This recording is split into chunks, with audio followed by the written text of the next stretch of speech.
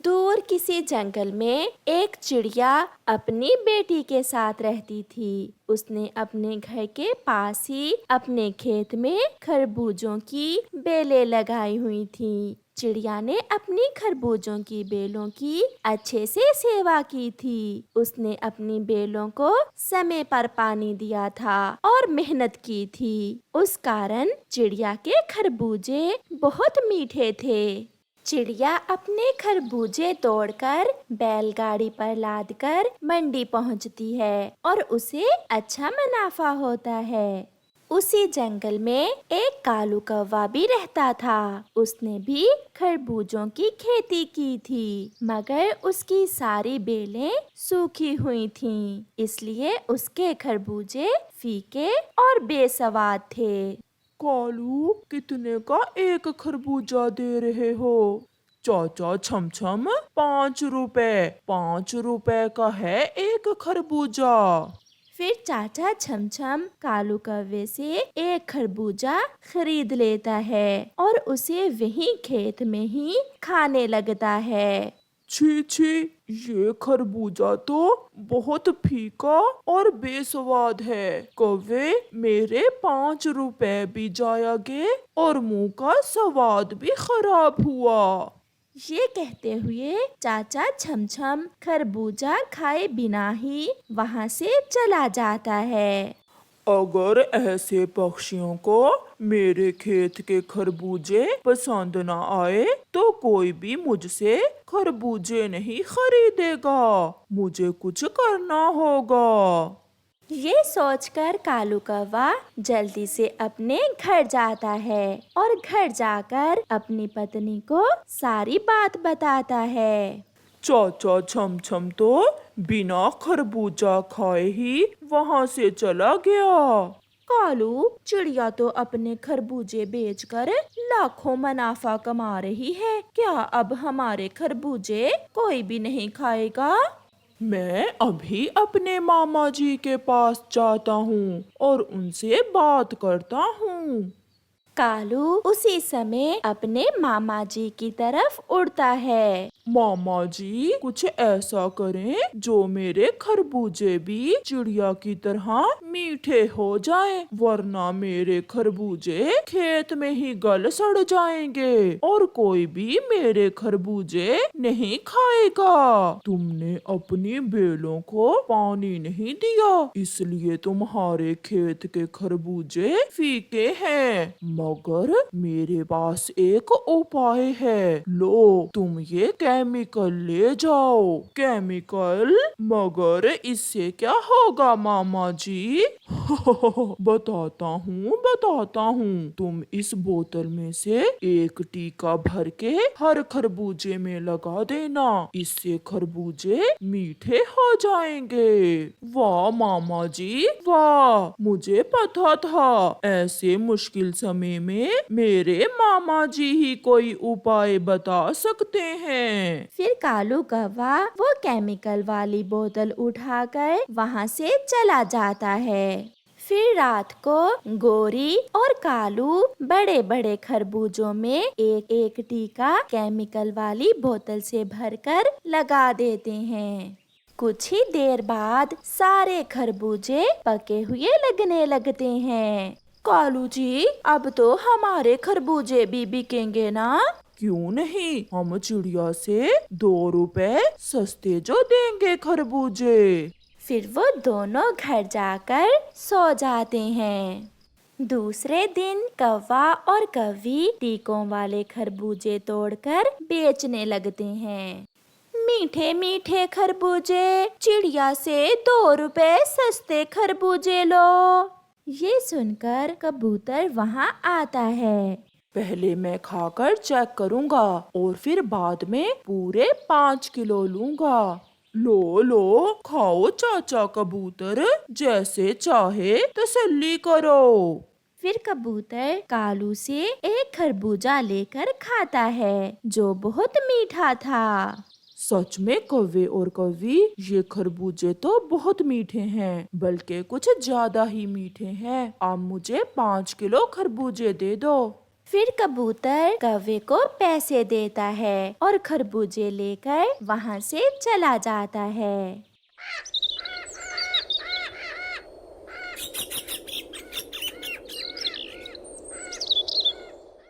कबूतर जैसे ही घर पहुँचता है उसके पेट में दर्द शुरू हो जाता है। लूसी लूसी, मर गया, मैं मर गया। मेरे पेट में बहुत दर्द है, मुझे जल्दी से बुलबुल डॉक्टर के पास ले जाओ।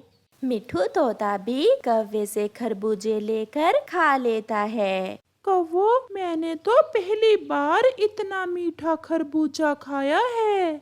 हमने बहुत मेहनत की है, एक एक खरबूजे को केमिकल वाला टीका लगाया है। क्या कहा गोरी? मुझे सुना नहीं। कुछ नहीं, गोरी ने कहा है कि हमने एक एक बेल को मेहनत से पानी दिया है, इस कारण हमारे खरबूजे बहुत मीठे हैं। फिर मिठू वहाँ से चला जाता है। मिठू अभी रास्ते में ही था कि उसके पेट में गुड़गुड़ शुरू हो जाती है और वो एक पेड़ पर बैठ जाता है। मर गया, मैं मर गया, कोई मुझे बचाए। मिठू ऐसे मदद की गुहार लगाता है, मगर वहाँ कोई होता तो मिठू की आवाज सुनता। शाम तक कौवा और कौवी केमिकल वाले सारे ही खरबूजे बेच लेते हैं। कालू जी, अगर ऐसे ही हमारे खरबूजे बिकते रहे तो हम दिनों में ही अमीर हो जाएंगे। शाम को जब रानो चिड़िया अपने खेत से घर वापस जा रही थी तो तोते को एक पेड़ पर गिरा हुआ देखकर वहाँ आती है। मिठू मिठू, क्या हुआ है? कुछ बोलो भी। मैंने कालू से खरबूजा लेकर खाया था और मेरे पेट में दर्द शुरू हो गया है। फिर चिड़िया जल्दी से मिठू को उठाकर बुलबुल डॉक्टर के पास ले जाती है। वहाँ कबूतर और लूसी पहले से ही आए हुए थे। कबूतर के ड्रिप लगी हुई थी। क्या मिठू ने भी कौवे के खेत से खरबूजे खाए हैं? हाँ लूसी, बेचारा पेड़ पर गिरा हुआ था, मैं इसे उठाकर यहाँ ले आई।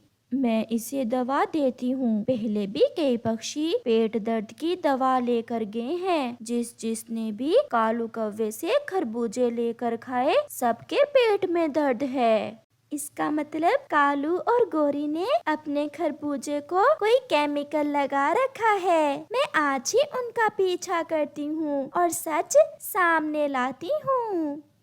फिर चिड़िया घर जाने की बजाय कौवों के खेत में एक पेड़ के पीछे छुपकर बैठ जाती है। आधी रात को कौवा और कौवी भी केमिकल वाली बोतल लेकर आ जाते हैं। कालू, आज केमिकल थोड़ा सा ज्यादा डालना ताकि खरबूजे कल से भी ज्यादा मीठे हो जाएं। चिड़िया पेड़ के पीछे से ये सब देख रही थी। तो ये बात है, ये दुष्ट कौवे खरबूजों को केमिकल वाले टीके लगा रहे हैं। कालू कौवा भी केमिकल वाली बोतल से टीके भर भर के खरबूजों को लगाए जा रहा था। सुबह हो जाती है। चिड़िया भी सब पक्षियों को लेकर कौवे और कौवी के खेत में आ जाती है। हमें सब पता चल गया है दुष्ट कौवो कि तुम कैसे पक्षियों की जानों से खेल रहे हो। कौवा और कौवी डर जाते हैं। अपने खरबूजों को केमिकल वाले टीके लगाते हो, मैं अभी पुलिस को बुलाता हूँ। कैसे टीके? हमें तो कुछ पता नहीं है। फिर कबूतर पुलिस को बुला लेता है। पक्षियों, मुझे माफ कर दो, मैं आपके पंजों को पंख लगाती हूँ, मुझे माफ कर दो। गोरी ऐसे रोती रहती है, मगर पुलिस गोरी और कालू को पकड़ कर ले जाती है और उन्हें बुरे काम की सजा मिलती है। प्यारे दोस्तों, इस कहानी से हमें सीख मिलती है कि बुरे काम का अंत हमेशा बुरा होता है। रानो चिड़िया की ऐसी कहानियाँ सुनने के लिए YouTube सर्च बार में रानो चिड़िया की कहानी लिखें या फिर ये बटन दबाकर बोलकर कहें रानो चिड़िया की कहानी। चिड़िया और उसके बच्चे अभी सोए हुए थे कि दरवाजे पर दस्तक होती है। इस समय कौन आ गया? चिड़िया के बच्चे भी नींद से जाग जाते हैं। चिड़िया उठकर बाहर आती है। अरे यहाँ तो कोई भी नहीं है, फिर दरवाजे पर दस्तक किसने दी होगी? शायद कोई बिल्ली होगी। थोड़ी दूर एक पेड़ के पीछे कौवा और कव्वी चिड़िया को देखकर हंस रहे थे। कालू कालू, चिड़िया समझी कोई भूत होगा। बेचारी की नींद खराब हो गई।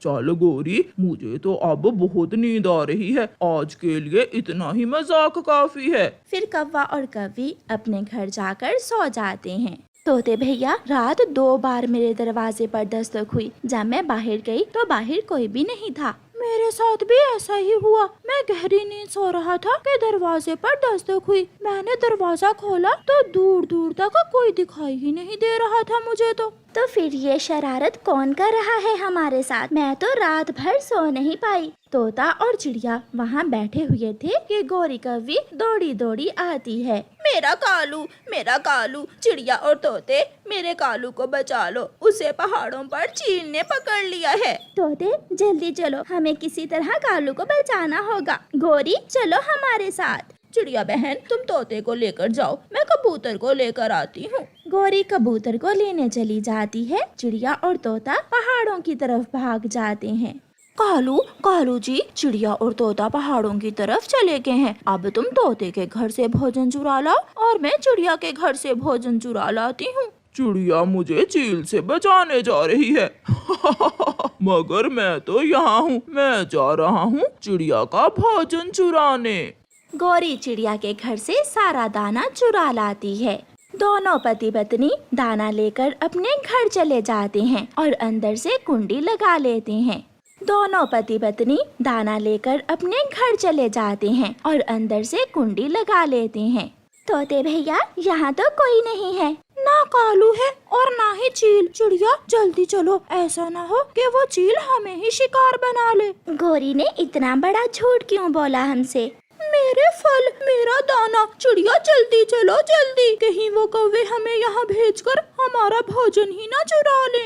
तोता और चिड़िया जल्दी से घरों को लौटते हैं। मैं लुट गया, मेरा दाना, मेरे फल सब चुरा लिया। ये काम जरूर उस बुरी गोरी कौवी का ही होगा। रोता हुआ तोता चिड़िया के घर की तरफ जाता है। मैंने बहुत मेहनत से दाना जमा किया था। बच्चों, आपने भी किसी को नहीं देखा घर में आते हुए?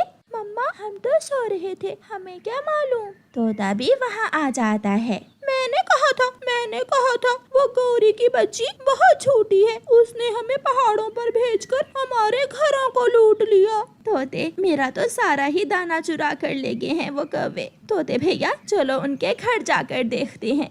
चिड़िया और तोता कौवों के घर जाते हैं। गोरी दरवाजा खोलो। कालू, चुप करके लेटे रहो, थोड़ी देर के बाद वो दोनों चले जाएंगे। चिड़िया तो शोर मचा रही है, मचाने दो तुम। तोते भैया, चलो आज के बाद हम इन झूठे कौवों का कभी विश्वास नहीं करेंगे। तोता और चिड़िया अपने घर चले जाते हैं। दूसरे दिन कौवा और कव्वी जा रहे थे कि रास्ते में उन्हें एक घोंसला नजर आता है। उस घोंसले में 2 अंडे थे। कालू चलो, वो अंडे चुरा लेते हैं, घर जाकर एक एक पी लेंगे, बहुत कमजोरी हो रही है मुझे। वो अंडे बहुत बड़े हैं। कौवा और कव्वी दोनों अंडे उठाकर भाग जाते हैं। दुष्ट कौवों ने चील दी के अंडे चुरा लिए, मैं अभी जाकर चील को बताता हूँ। कबूतर भागा भागा चील के पास जाता है। चील दी, वो कौवे आपके घोंसले से अंडे चुरा कर ले गए हैं। उन बेशरम कौवों की इतनी हिम्मत, मैं अभी जाकर देखती हूँ। चील सीधी कौवों के घर जाती है। दरवाजा खुला ही था। चील अंदर चली जाती है। ये अंडे तुम कहाँ से लाए हो?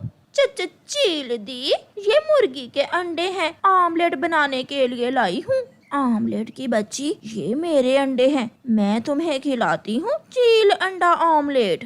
चील दोनों कौवों को मारने लगती है। बचाओ, कोई हमारी मदद करे, हमें चील के डंडों से बचाओ। तोते भैया, कौवों के घर से शोर की आवाज आ रही है। वो झूठे इस बार भी कोई नया नाटक कर रहे होंगे। कोई भी कौवों की मदद करने नहीं आता और चील मार मार कर कौवों के पंख तोड़ देती है। बारिश के मौसम में पक्षियों को दाना ढूंढने में बहुत मुश्किल थी। छोटी चिड़िया अपने छोटे छोटे बच्चों को घर में छोड़कर दाना लेने निकलती है। गौरी कौवी भी उसी जंगल में रहती थी। वो भी दाना लेने निकली हुई थी। वो अपने ध्यान एक पेड़ की डाल पर बैठी हुई थी कि पीछे से आकर उसे एक चील पकड़ लेती है। काली है कौवी तो क्या हुआ, मेरा पेड़ तो भरेगी ऐसे मौसम में। चील मुझे छोड़ दो, मैं तो दाना लेने आई थी यहाँ। कौवी कैसे छोड़ दूँ, मैं भी तो दाना लेने ही आई हूँ इतनी तेज बारिश में, और तुझे देखकर मेरी भूख और भी बढ़ गई है। बिल्ली, चील तुम्हारे पीछे बिल्ली है। चील जैसे ही पीछे मुड़कर देखती है, गौरी कौवी उसके पंजों से निकलकर भाग जाती है। चालाक कौवी, मुझे पागल बनाकर निकल गई। कोई बात नहीं, कोई और पक्षी मिल ही जाएगा। बारिश में दाना लेने तो निकलेंगे ही पक्षी। गौरी कौवी भागी भागी चिड़िया के पास आती है। चिड़िया, वहाँ चील है। उसने मुझे पकड़ लिया था। मैं तो बहुत मुश्किल से जान बचा कर आई हूँ। गौरी बहन, उस जालिम चील ने पिछले दिनों बुलबुल के बच्चों को भी खा लिया था। अब वो हम सबको बारी बारी खा जाएगी। चिड़िया तोते के घर जाती है और दरवाजे पर दस्तक देती है। तोते भैया आ जाओ, दाना लेने नहीं जाओगे क्या? नहीं चिड़िया, आज तो मैं भूखा ही सो जाऊंगा। सुना है जंगल में एक नहीं दो चीलें फिर रही हैं। तोते भैया, अगर दाना लेने नहीं जाओगे तो भूख से मर जाओगे। मैं भूख से मर भी जाऊं मगर चील के हाथों नहीं मरूंगा मैं। मुझे चील से बहुत डर लगता है। सब बहुत डरे हुए थे। भूखी चील उड़ती हुई जा रही थी कि दूसरी चील भी उसके सामने आ जाती है। मैंने तुमसे कल भी कहा था कि जंगल का ये हिस्सा मेरा है, तुम दूसरी तरफ जाया करो। मेरा पेट भरा हुआ है, मैं तो अभी कबूतर को खा कर आई हूँ। मैं यहाँ घूमने के लिए आई थी। जाओ तुम अपना काम करो।